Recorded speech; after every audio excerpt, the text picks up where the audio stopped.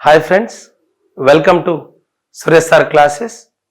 త్వరలో జరగబోతున్నటువంటి group 2, group 3, group 1కి useful అయ్యేటటువంటి మన జాబ్ని డిసైడ్ చేసేటటువంటి అత్యధిక మార్కులను స్కోర్ చేసేటటువంటి సబ్జెక్ట్ తెలంగాణ ఉద్యమం, తెలంగాణ చరిత్ర, తెలంగాణ సంస్కృతి, 33 జిల్లాల సమాచారం, గత పోటీ పరీక్షలు వచ్చినటువంటి ప్రీవియస్ క్వశ్చన్స్ ఇవన్నీ కలిపి కేవలం 99 రూపాయలకే 6 నెలల వ్యవధితో సురేష్ సార్ క్లాసెస్ యాప్లో ఉన్నాయి.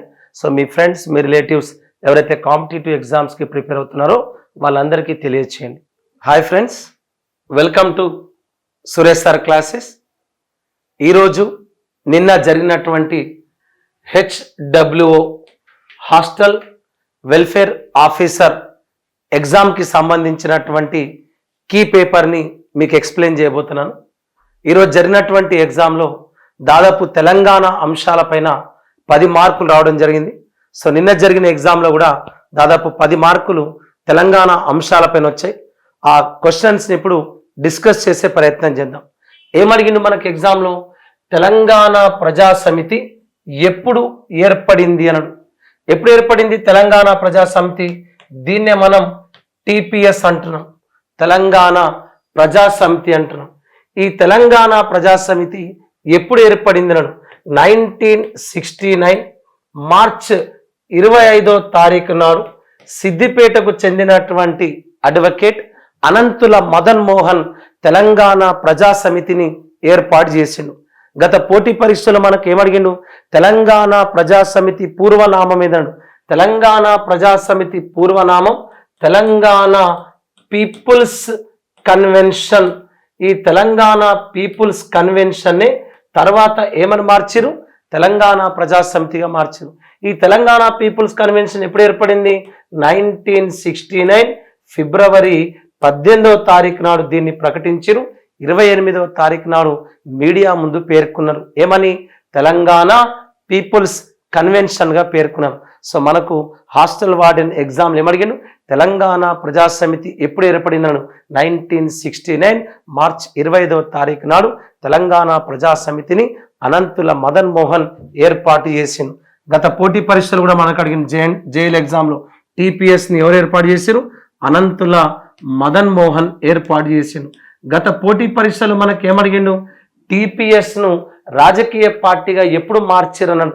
తెలంగాణ ప్రజా సమితిని 1970 జూలైలో అప్పుడున్నటువంటి మర్రి చెన్నారెడ్డి తెలంగాణ ప్రజా సమితిని రాజకీయ పార్టీగా మార్చింది.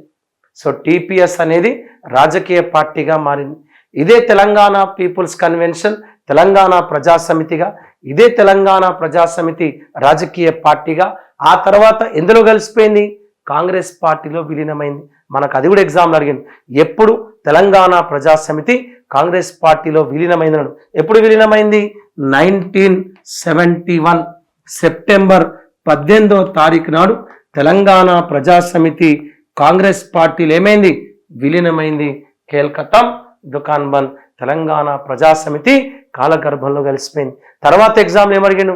ఇదే తెలంగాణ ప్రజా సమితిని రీస్టార్ట్ చేసినారు. ఎవరు రీస్టార్ట్ చేసిరు? వరంగల్కు చెందినటువంటి భూపతి కృష్ణమూర్తి ఈ తెలంగాణ ప్రజా సమితి అనే పార్టీని రీస్టార్ట్ చేయడం జరిగింది. ఎవరు రీస్టార్ట్ చేసిరు? భూపతి కృష్ణమూర్తి. ఇవన్నీ కూడా తెలంగాణ ప్రజా సమితి పైన వచ్చినటువంటి ప్రీవియస్ క్వశ్చన్స్. ఈరోజు మాత్రం మనకు వచ్చినటువంటి క్వశ్చన్, తెలంగాణ ప్రజా సమితి ఎప్పుడు ఏర్పడింది? 1969 మార్చ్ 25వ తారీఖు నాడు అనంతుల మదన్ మోహన్ తెలంగాణ ప్రజా సమితి అనే పార్టీని అంటే సంస్థను ఏర్పాటు చేసిండు. నెక్స్ట్ క్వశ్చన్ చూద్దాం. ఏమడిగింది మనకి ఎగ్జామ్లో? జై ఆంధ్ర ఉద్యమం ఎప్పుడు ప్రారంభమైంది అన్నాడు. అంతకుముందు ఎగ్జామ్లో ఏమడిగిండు? ఈ జై ఆంధ్ర ఉద్యమం ప్రారంభం అవడానికి కారణం ఏందన్నాడు. అంతకుముందు ఎగ్జామ్లో ఏమడిగిండు? జయాంధ్ర ఉద్యమాన్ని నడిపించినటువంటి నాయకుడు ఎవరన్నాడు. జయాంధ్ర ఉద్యమం ఎప్పుడు స్టార్ట్ అయింది? 1972 అక్టోబర్ 3వ తారీఖు నాడు సుప్రీంకోర్టు ప్రధాన న్యాయమూర్తిగా ఉన్నటువంటి జస్టిస్ సిక్రీ 5 సభ్యుల ధర్మాసనం 1972 అక్టోబర్ 3వ తారీఖు నాడు సుప్రీంకోర్టు 5 సభ్యుల ధర్మాసనం సిక్రీ ధర్మాసనం ఏమని తీర్పించింది? ముల్కీ నిబంధనలు రాజ్యాంగబద్ధమే, స్థానికుల ఉద్యోగాలు స్థానికులకు ఇవ్వచ్చు అని తీర్పు ఇవ్వడంతో ఆంధ్ర ప్రాంతంలోని నాయకులంతా జై ఆంధ్ర అనే ఉద్యమాన్ని నడిపించారు.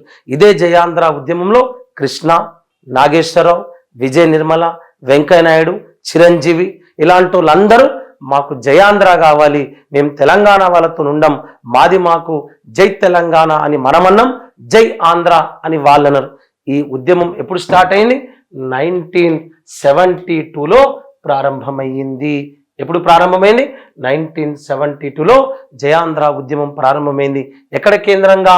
విజయవాడ కేంద్రంగా ఆంధ్ర ప్రజా పరిషత్ అనే పేరుతో, ఏ పేరుతో?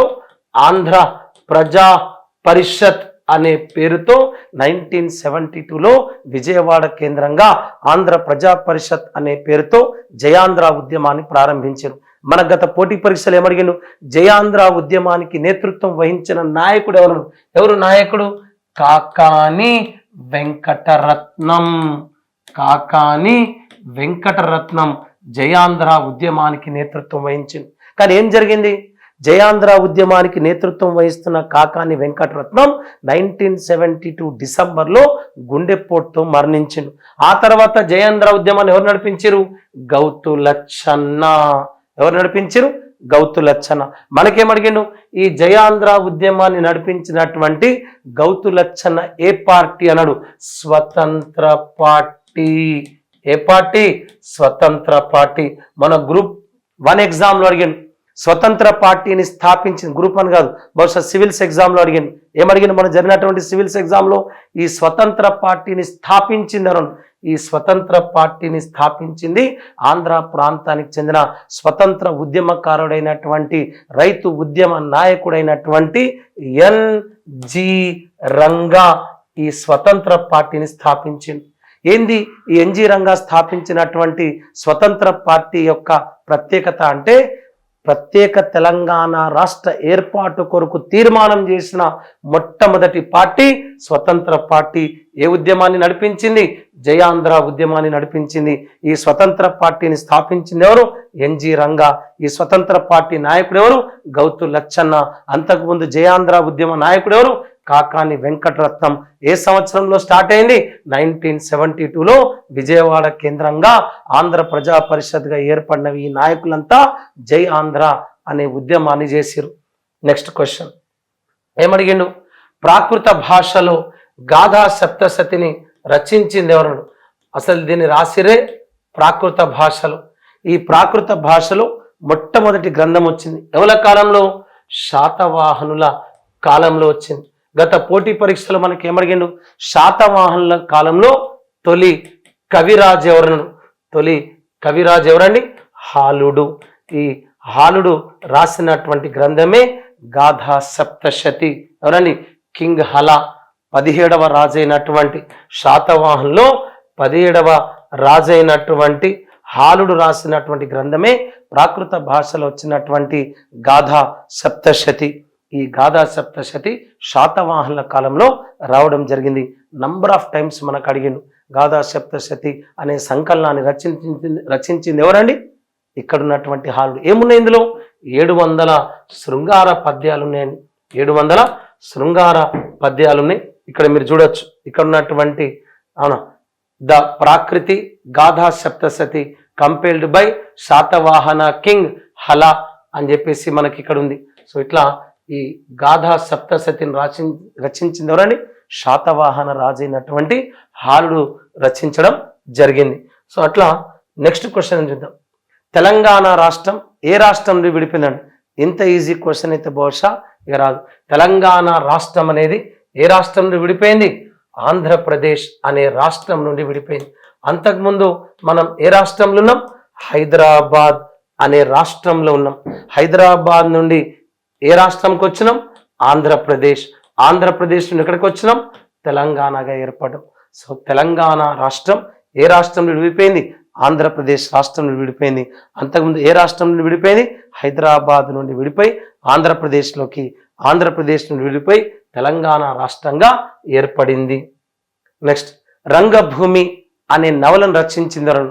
కర్మభూమి, కర్మభూమి, రంగభూమి, కఫన్, కఫన్ లాంటి నవలలను రచించింది ఎవరండి? ప్రేమ్చంద్. ప్రేమ్చంద్ నవలా సామ్రాట్గా పేర్కొనే వ్యక్తి ఎవరండి? ప్రేమ్చంద్. ఇతని అసలు పేరు ధన్పత్ రాయ్. ఏంది ప్రేమ్చంద్ ప్రత్యేకత? మధ్యతరగతి కుటుంబంలో పుట్టినటువంటి ప్రేమ్చంద్ యొక్క నవలలు వాస్తవిక సంఘటనలు తెలియజేసింది. అవునా? ఇతను రాసినట్టు గత పోటీ పరీక్షలు మనకు అడిగాను. ఇతను రాసినటువంటి అద్భుతమైన నవల కఫన్. కఫన్ అంటే అర్థం ఏంటండి? శవం పైన కప్పేటటువంటి బట్ట. ఈ కఫన్ ఆధారంగా తెలంగాణలో ఉన్నటువంటి కరువు కాటకాల పైన సినిమా వచ్చింది. ఏ సినిమా? ఒక ఊరి కథ అనే సినిమా వచ్చింది. అద్భుతమైన సినిమా అండి. ఒక ఊరి కథ అనే సినిమా వచ్చింది. ఏ నవల ఆధారంగా? ప్రేమ్చంద్, మున్షి ప్రేమ్చంద్ రాసినటువంటి కఫన్ అనే నవల ఆధారంగా ఒక ఊరి కథ అనే సినిమా వచ్చింది. ఏమడిగిండు? ఎవరి దర్శకత్వంలో? మృణాల్ సేన్. ఇది కూడా గత పోటీ పరీక్షలు వచ్చిన క్వశ్చన్. మృణాల్ సేన్ దర్శకత్వంలో కఫన్ నవల ఆధారంగా వచ్చినటువంటి సినిమా ఒక ఊరి కథ. మనకి ఎగ్జామ్లు ఏమడిగిండు? రంగభూమి అనే నవలను రాసింది ఎవరు? రంగభూమి అనే నవలను రాసింది ఎవరండి? ప్రేమ్చంద్. దేనిపైన ఆధారపడింది? ఇదేమో కఫన్ ఆనాడు తెలంగాణలో ఉన్నటువంటి కరువు కాట పైన వచ్చింది. ఈ రంగభూమి అనే నవల దేనిపైన వచ్చింది? ఆ రోజుల్లో భూస్వాములంతా పేదవాళ్ళ యొక్క భూములు ఏం చేసిరు? కొల్లగొట్టిరు. ఆ భూములు అడిగినందుకు వాళ్ళపైన చిత్రహింసలు పెట్టిరు. ఆనాడు ఈ భూస్వాములు పేదవాళ్ళపైన అనేక అరాచకాలు చేసిరు. ఆ అరాచకాలకు వ్యతిరేకంగా ప్రేమ్చంద్ రాసినటువంటి అద్భుతమైనటువంటి నవల రంగభూమి. जीवन के विभिन्न रंगों को अपने भीतर समेटने वाली कमल के सिपाही की एक कालजयी కృతి. అద్భుతమైనటువంటి నవల. ఆనాడు భూస్వాములు పేదవాళ్ళను దోచుకుంటుంటే దానికి వ్యతిరేకంగా ప్రేమ్చంద్ రాసినటువంటి నవల ఏందండి? రంగభూమి అనే నవల. మనమైతే భూస్వాముల అరాచకాలను ఎదుర్కొన్నాం, సాయుధ పోరాటాన్ని చేసినాం మనం. అవునా? అట్లా నవల వచ్చింది. తెలంగాణలో యునెస్కో ప్రపంచ వారసత్వం పొందిన ప్రదేశం ఏదన్నాడు? సో తెలంగాణలో యునెస్కో గుర్తింపు పొందినటువంటి అద్భుతమైనటువంటి కట్టడం ఏదండి? రామప్ప దేవాలయం. ఎవరు చెక్కిరు దీన్ని? రామప్ప అనేటటువంటి శిల్పి చెక్కింది. ఎవరి కాలంలో ఇది? కాకతీయుల కాలంలో. కాకతీయుల్లో గొప్పవాడైనటువంటి గణపతి దేవుని యొక్క సేనాని రేచర్ల రుద్రుడు నిర్మించినటువంటి ఆలయమే మనం చూస్తున్నటువంటి రామప్ప అనేటటువంటి ఆలయం. దీనికి యునెస్కో గుర్తింపు లభించింది. ఏ గ్రామంలో ఉంది? పాలంపేట అనే గ్రామంలో ఉంది. గత పోటీ పరీక్షలు మనకు అడిగిన పాలంపేట శాసనాన్ని వేయించింది ఎవరను? రేచర్ల రుద్రుడు. రేచర్ల రుద్రుడు ఎవరు? గణపతి దేవుని యొక్క సేనాని. ఎవరు చెక్కిర శిల్ప? ఇవన్నీ ఈ శిల్పాలు అద్భుతమైనటువంటి కళాఖండం. ఎవరు చెక్కిరు? రామప్ప అనేటటువంటి స్కల్ప్టర్ శిల్పి చెక్కినటువంటి అద్భుతమైన ఆలయం రామప్ప దేవాలయం. ఇక్కడే ఉన్నటువంటి శివాలయం రుద్రేశ్వర ఆలయాన్ని అద్భుతంగా మనం చూడొచ్చు. అవునా? ఏ జిల్లాలు ఉన్నాను? మన ఎగ్జామ్లో మనకు నిన్న జరిగిన కూడా కొన్ని రాసి ఇచ్చారు. అవునా? ఏమడిగిండు? ఇక్కడ ఉన్నటువంటి రామప్ప దేవాలయం ఏ జిల్లాలో ఉందండి? వరంగల్ జిల్లాలో ఉందా? హనుమకొండ జిల్లా ఉందా? కరీంనగర్ జిల్లా ఉందా? ఏ జిల్లాలో ఉంది? ములుగు జిల్లాలో ఉంది. రీసెంట్గా జిల్లాల పునర్విభజనలో భాగంగా రామప్ప దేవాలయం ఏ జిల్లా? ములుగు జిల్లా పాలంపేట గ్రామంలోకి వచ్చినటువంటి అద్భుతమైన యునెస్కో ద్వారా గుర్తించబడ్డ కట్టడం. ఏ కట్టడం? రామప్ప దేవాలయం. అవునా? సుమతి శతకాన్ని రచించింది ఎవరు? సుమతి శతకాన్ని ఎవరు రచించారు? బద్దెన రచించారు. ఇది మనకు ఎగ్జామ్లో నంబర్ ఆఫ్ టైమ్స్ అడిగింది. బద్దెన రచించినటువంటి మరొక గ్రంథం ఏనాడు? ఇదే సుమతి శతకాన్ని.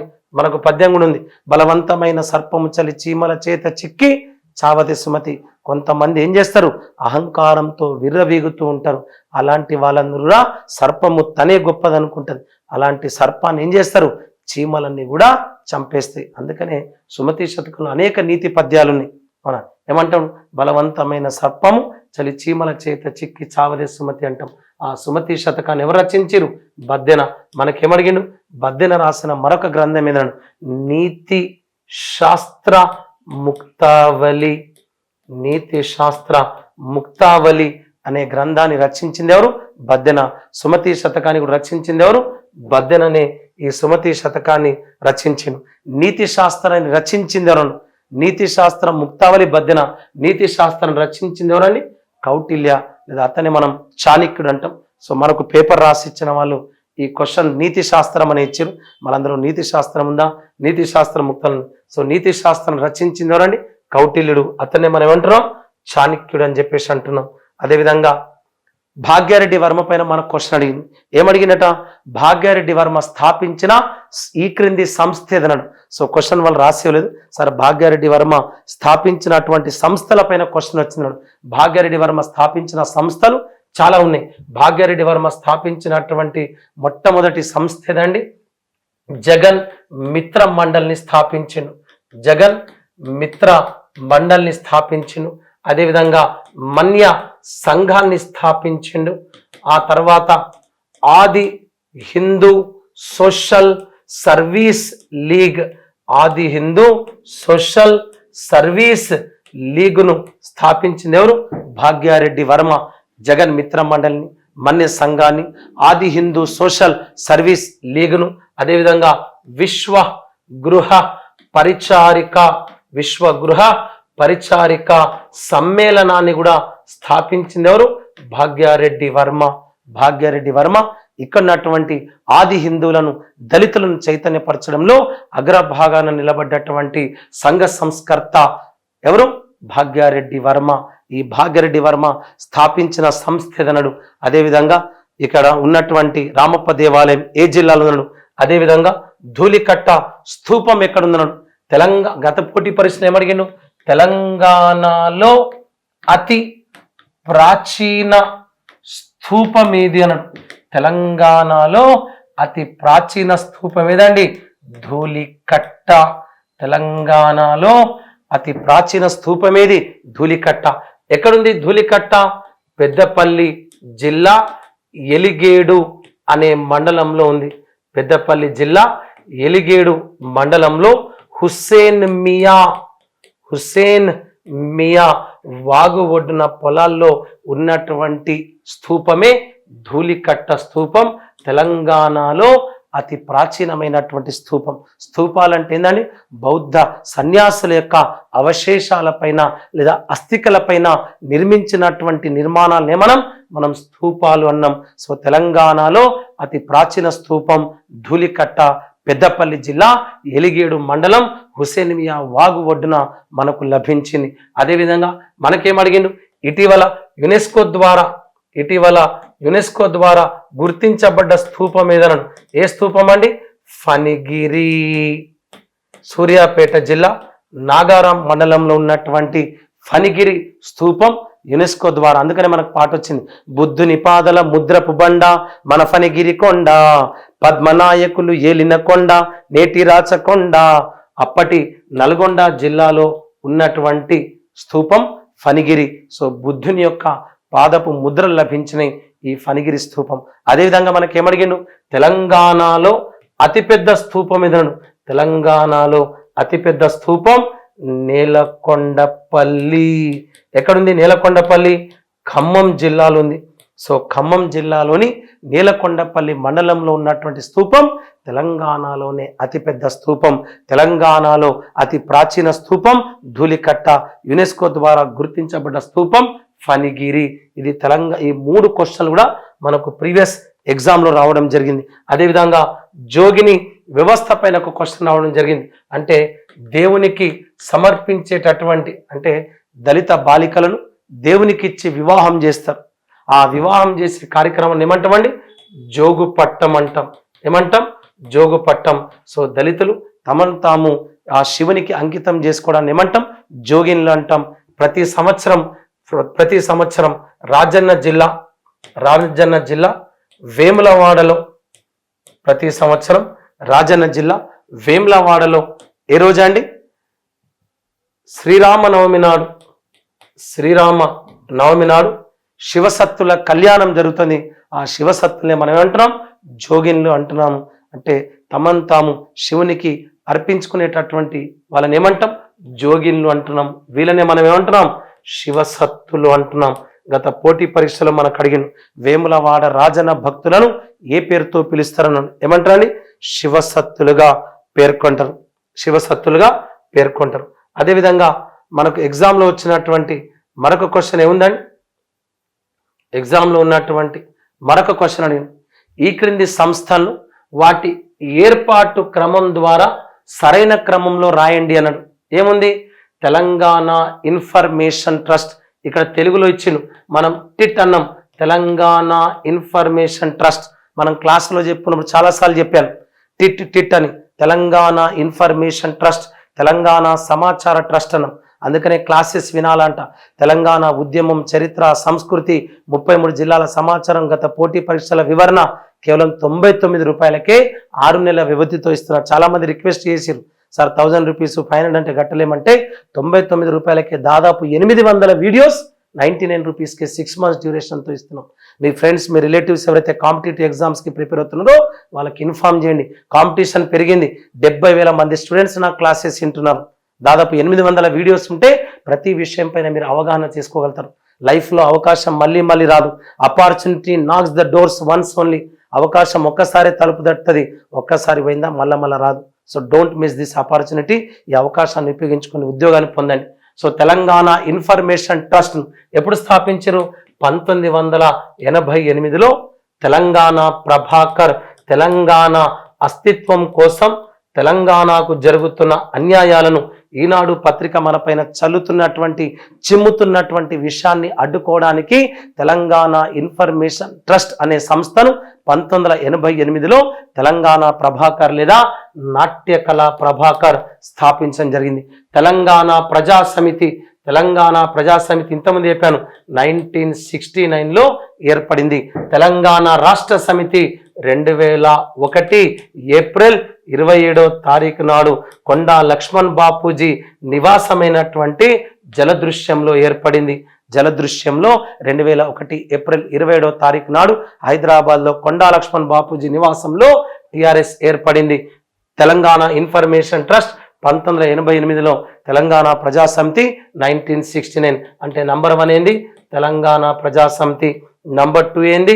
తెలంగాణ సమాచార ట్రస్ట్. నంబర్ 3 ఏంది? తెలంగాణ రాష్ట్ర సమితి. ఇది సరైన క్రమం. అవునా? ఇది సరైన క్రమంలో జత చేయమన్నాడు. అదేవిధంగా ఏమడిగిండు? షా బహదూర్ అనే సినిమా వచ్చింది ఇటీవల. షా బహదూర్ అనేటటువంటి సినిమా వచ్చింది. ఆ సినిమాకు దర్శకత్వం వహించింది ఎవరన్నా? 2023లో మిలిటరీ ఆఫీసర్ యొక్క జీవిత చరిత్ర ఆధారంగా వచ్చినటువంటి సినిమా శ్యామ్ బహదూర్. మనకు ఎగ్జామ్లో షా బహదూర్ అన్నాడు. శ్యామ్ బహదూర్ అనేటటువంటి సినిమా వచ్చింది. ఎవరి ఈ శ్యామ్ బహదూర్? శ్యామ్ మోనాక్ష్ భారత సైన్యంలో అత్యంతంగా కీలక పాత్ర పోషించినటువంటి వ్యక్తి. మార్షల్ స్థాయి నుండి ఆర్మీ అధికారిగా ఇతను పదోన్నతి పొందినటువంటి వ్యక్తి. ఇతను 5 యుద్ధాల్లో కీలక పాత్ర పోషించను. ఇతని జీవిత చరిత్ర పైన వచ్చినటువంటి సినిమా ఇది. మనకు ఎగ్జామ్ ఏమడిగాను? శ్యామ్ బహదూర్ సినిమాకు దర్శకత్వం ఎవరు వహించిరన్నాడు? శ్యామ్ బహదూర్ అనే సినిమాకు దర్శకత్వం వహించింది మేఘనా గుల్జార్.